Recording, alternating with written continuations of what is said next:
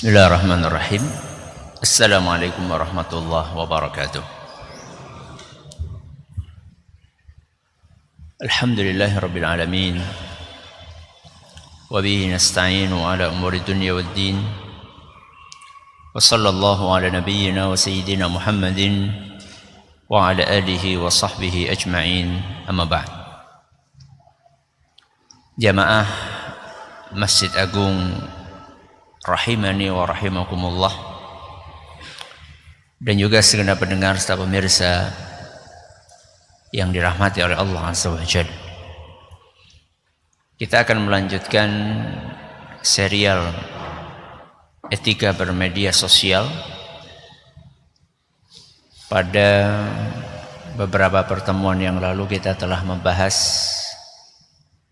berapa prinsip? Berapa prinsip? 2.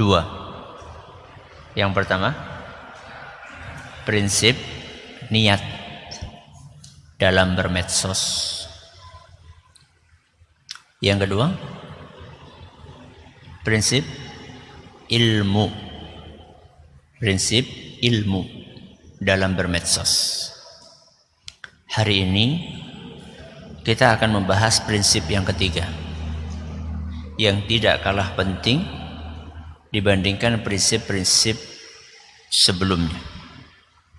Bahkan prinsip yang ketiga ini sangat luntur di dunia media sosial. Prinsip yang ketiga adalah prinsip kejujuran dalam bermedsos. Prinsip apa? Kejujuran dalam bermedsos. Secara umum kita diperintahkan untuk bersikap jujur di dunia nyata maupun di dunia maya. Jujur kepada diri sendiri maupun jujur kepada orang lain, sebagaimana yang diperintahkan oleh Nabi kita Muhammad sallallahu alaihi wasallam dalam sebuah hadis yang diriwayatkan oleh Imam Muslim. Rasulullah SAW bersabda, "Alaikum bis-sidqi." Wajib bagi kalian untuk bersikap jujur. Setelah itu Nabi SAW menyampaikan alasan kenapa kita harus bersikap jujur. Kata beliau, "Fa innas sidqa yahdi ilal bir." Karena kejujuran itu akan mengantarkan kalian kepada kebaikan. Akan mengantarkan kalian kepada kebaikan. Nabi SAW melanjutkan, "Wa innal birra yahdi ilal jannah." Dan kebaikan akan mengantarkan kalian kepada surga. Itulah tahapannya supaya orang bisa sampai ke surga. Diawali dari apa? Kejujuran. Jujur, baik, terus surga. Itu urutannya kayak gitu. Gak bisa ujuk-ujuk melompat namun di surga, bukan sakit. Dan jujur itu membutuhkan latihan. Makanya Rasulullah SAW melanjutkan sabdanya, "Wala yazalur rajulu yasduqu wa yataharras sidqa hatta yuktaba 'indallahi siddiqa." Seorang ketika dia berupaya untuk jujur, selalu berlatih untuk jujur, maka Allah Azza wa Jalla akan mencatat orang ini sebagai siddiq. Siddiq niku orang yang super jujur. Abu Bakar salah satunya. Makanya setiap kita menyebut dan mendengar nama Abu Bakar, selalu ada label yang nempel. Napa? As-Siddiq. Abu Bakar As-Siddiq. Itu bukan nama As-Siddiq. As-Siddiq adalah gelar yang Allah Subhanahu wa taala sematkan di belakang nama Abu Bakar sebagai hadiah, sebagai buah manis atas apa? Perjuangan beliau untuk menjaga kejujuran. Salah satu momen yang menuntut kita untuk bersikap jujur adalah ketika kita bermedia sosial. Bahkan ketika kita bermedia sosial, ujian untuk tidak jujur lebih berat.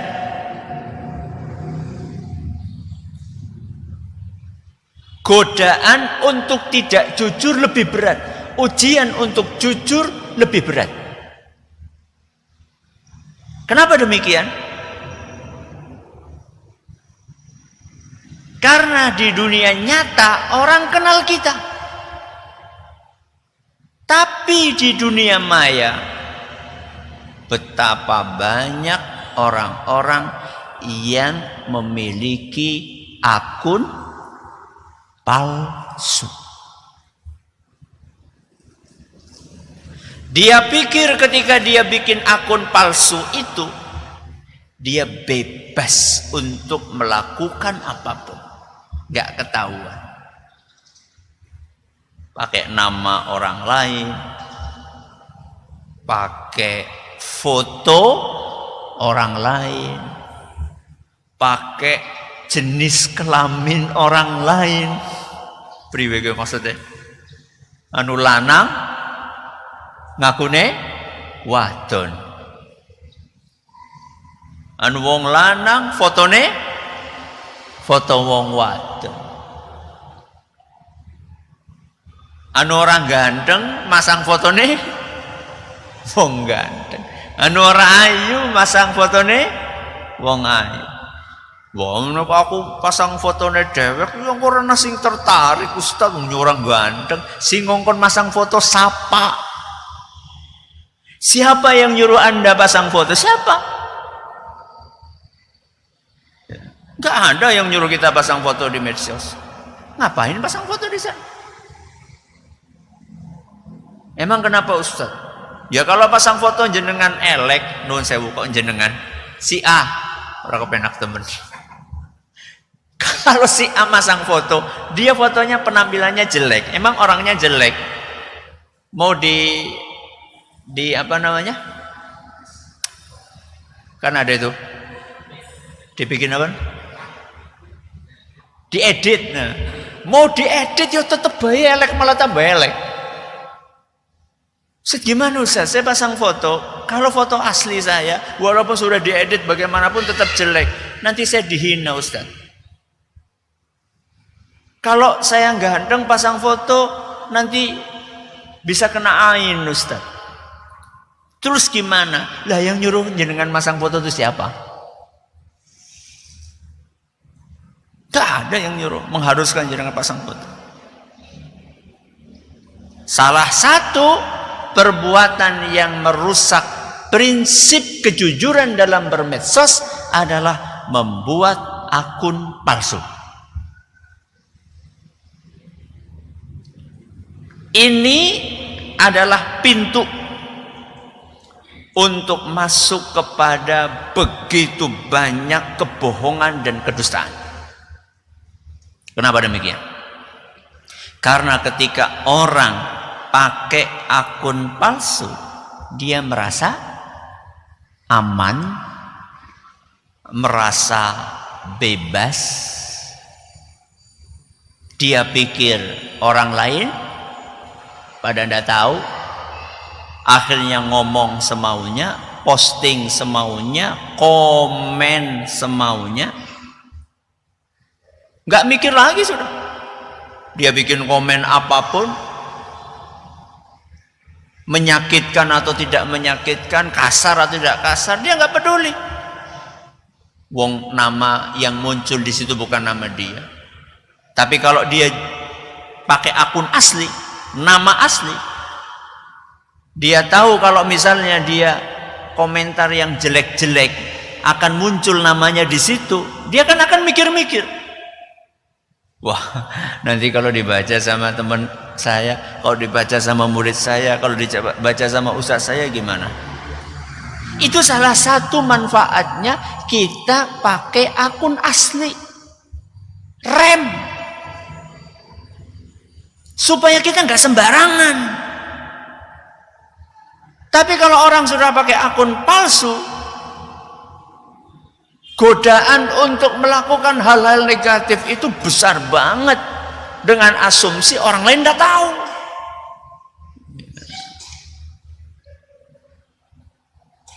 Dengan akun palsu itu, banyak orang melakukan kejahatan. Masuk ke grup WA, khusus akhwat. Padahal dia ikhwan. Ikut Zoom khusus akhwat, padahal dia ikhwan. Pasang fotonya foto akhwat. Banyak kejahatan yang ditimbulkan gara-gara orang bikin akun palsu. Belum lagi kebohongan, kekasaran, ya, cacian, makian yang dilontarkan. Emang dia pikir kalau pakai akun palsu terus nggak bakalan dihisab? Dihisab nggak? Siapa yang dihisab? Yang asli apa yang palsu? Yang palsu yang dihisab. Misal aslinya namanya Joni, kemudian bikin akun Ustadz Ahmad, misal. Mudah-mudahan nggak ada yang ngepasi di sini. Nanti yang akan dihisab Ustadz Ahmad apa Joni? Ya Joni. Lah Ustadz Ahmad nggak tahu apa-apa kok. Ya. Apa sih misinya orang bikin akun palsu? Ya macam-macam. Ada yang maaf minim ilmu agama, pengin dipandang paham ilmu agama, bukan ustadz tapi pengen diapakan? Diustadkan. Ada yang miskin terus pengen dianggap orang kaya, pengen dianggap sultan. Ya. Sebenarnya dia punyanya sepeda ontel, dia cari foto mobil mewah, Ferrari, taruh di, sehingga banyak yang pengen kenalan, ya. Terutama lawan jenis, wah penak ya, duwe bojo, duwe Ferrari. Jebule apa? Sepeda ontel. Akun palsu akan menghasilkan begitu banyak perbuatan-perbuatan buruk sesudahnya.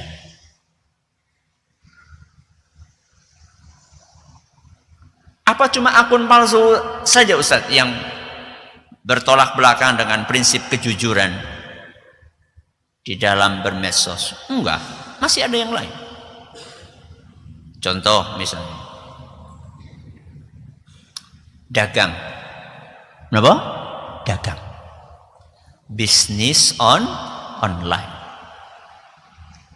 Jangan dipikir kalau kita jualan online itu kita nggak dituntut untuk jujur. Kita dituntut untuk jujur.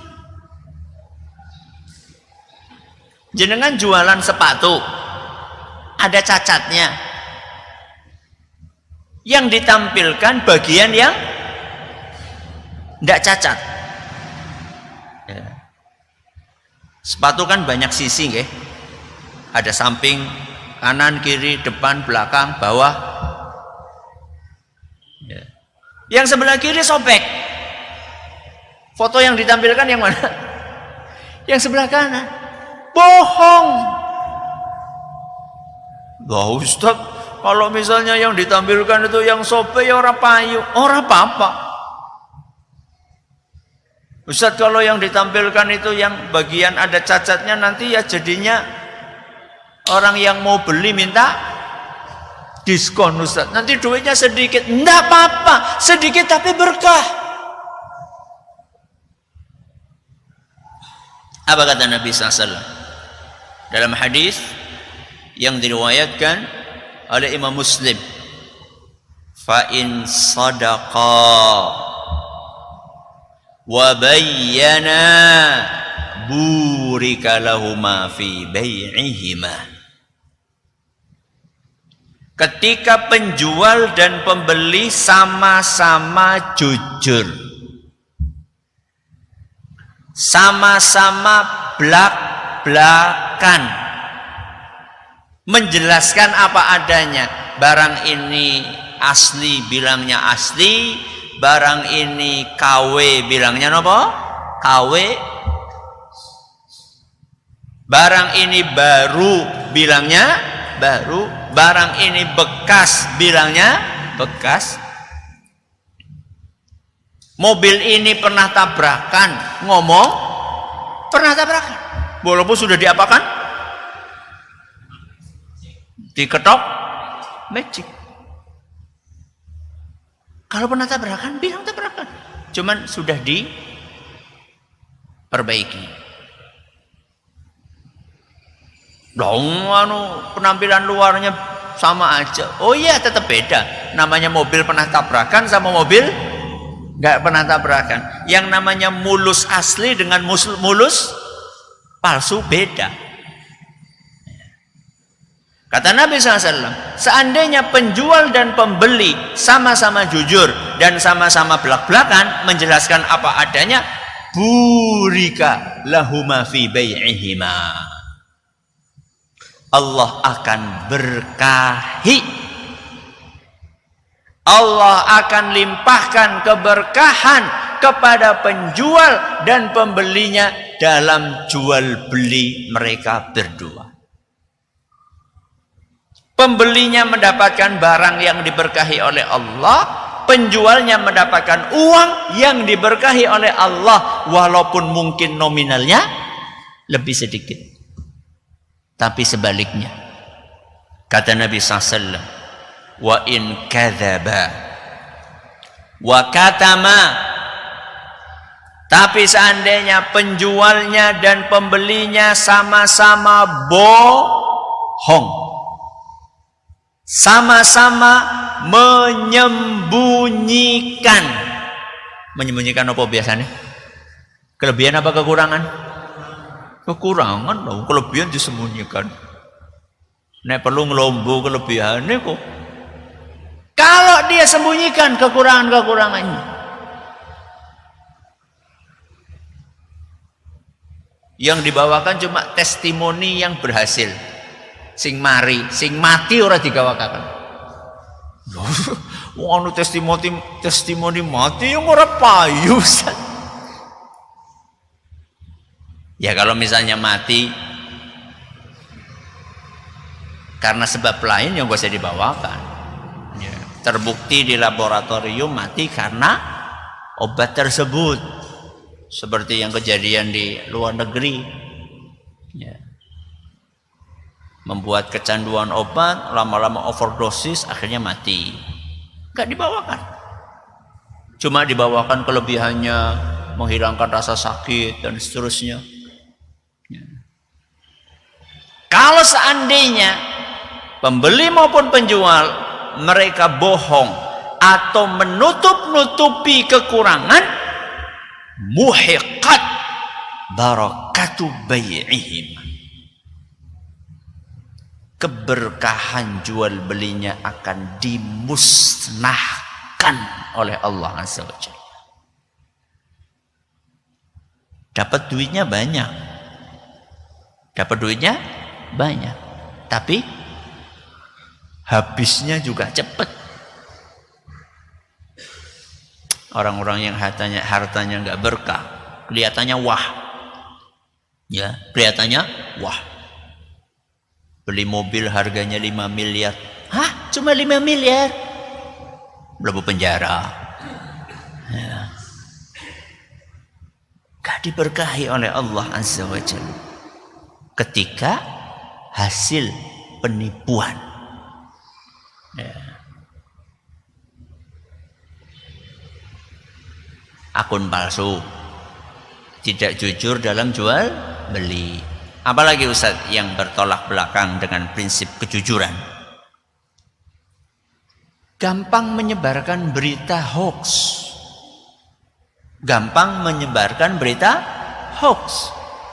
Berita yang nggak benar, informasi yang nggak benar, dan ini sudah kita jelaskan panjang lebar kemarin. Sebelum sharing harus apa?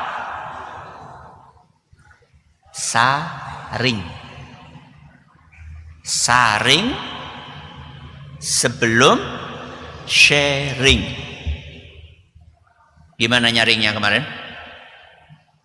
3 langkah. Mulanya ditulis ya. Apa 3 langkah? Benar atau tidak? Terus bermanfaat atau tidak? Terus disebarkan di komunitas terbatas atau di khalayak umum. Itu 3 langkah.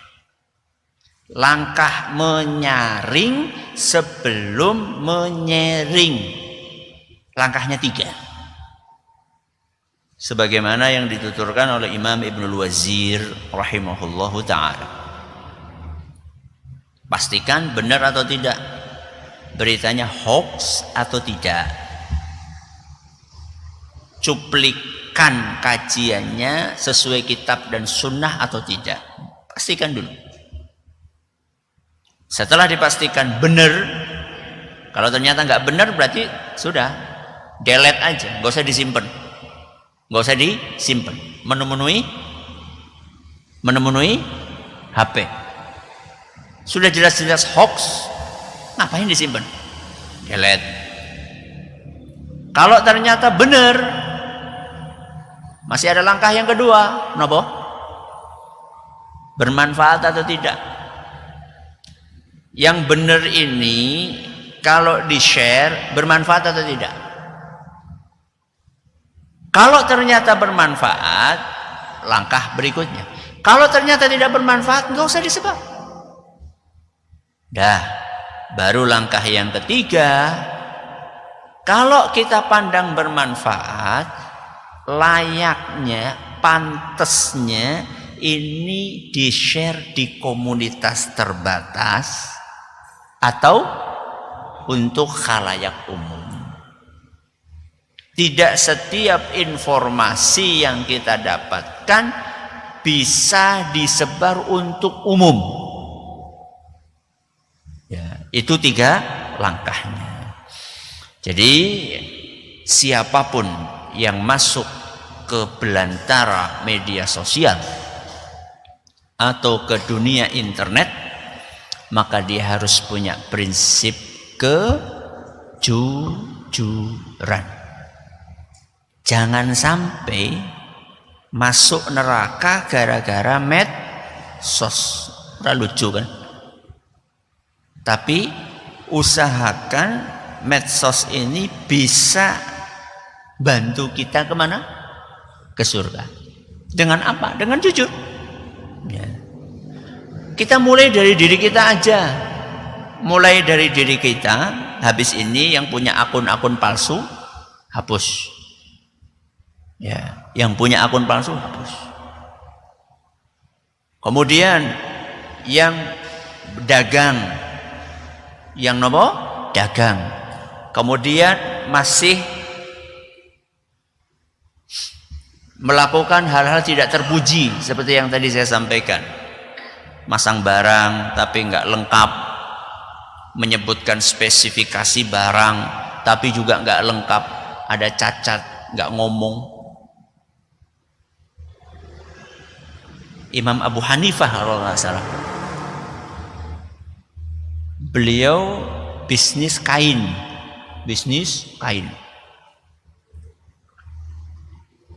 Ngambil dari sebuah wilayah kemudian dijual di wilayah lain.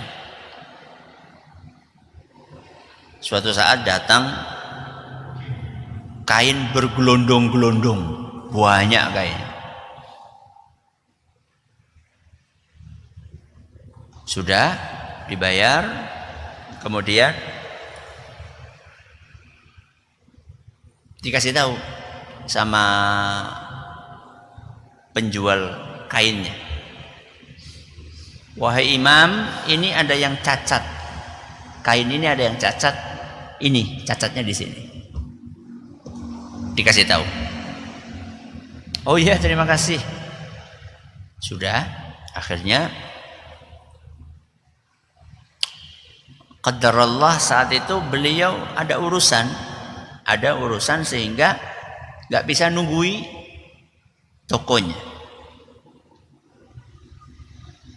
Maka manggil temennya, tolong ya ini dijaga, saya ada urusan penting mendesak, nggak bisa ditinggal, tolong kamu jualkan kain ini. Tapi ingat, ada bagian cacat di sini. Dari sekian puluh gelondong kain itu mungkin ada satu gelondong sedikit cacat. Kamu jangan sampai tidak ngasih tahu kepada orang yang beli kain ini. Kalau ada orang milih kain ini, kamu harus ngasih tahu cacatnya. Siap. Dah, singkat cerita, pergi Imam Abu Hanifah sehari 2 hari, intinya sampai urusannya selesai. Begitu pulang, Masya Allah, bersih, alias laris manis. Temunya ini kan Masya Allah, Alhamdulillah, laris.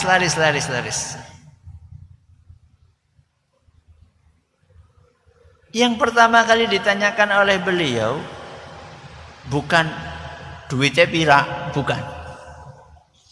Apa yang pertama kali ditanyakan? Yang cacat ini saat ada yang beli, kamu ceritakan enggak?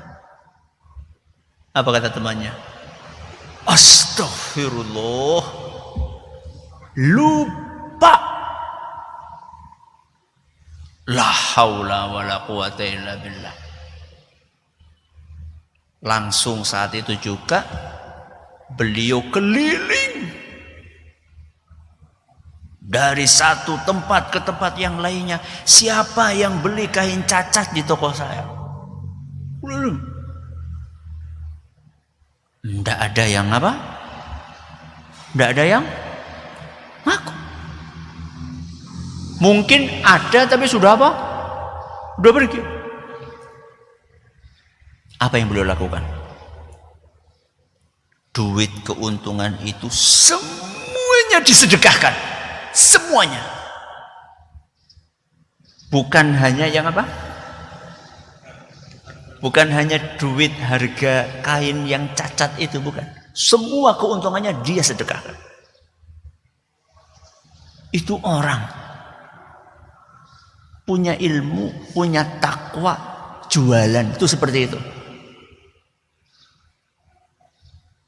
Mulane Umar bin Khattab beri pengumuman, siapapun yang belum pernah belajar fikih jual beli gak boleh masuk pasar. Jual beli gak boleh. Bruin, nah, diterapkan itu kepriye kira-kira? Bubar pasarnya. Siki. Kalau zaman itu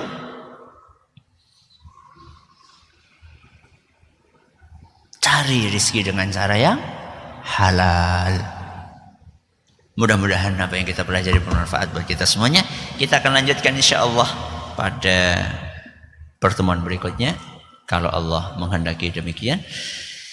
Kita akhiri dengan doa kafaratul majlis. Subhanakallahumma wa bihamdika asyhadu an la ilaha illa anta astaghfiruka wa atubu ilaik. Assalamualaikum warahmatullahi wabarakatuh.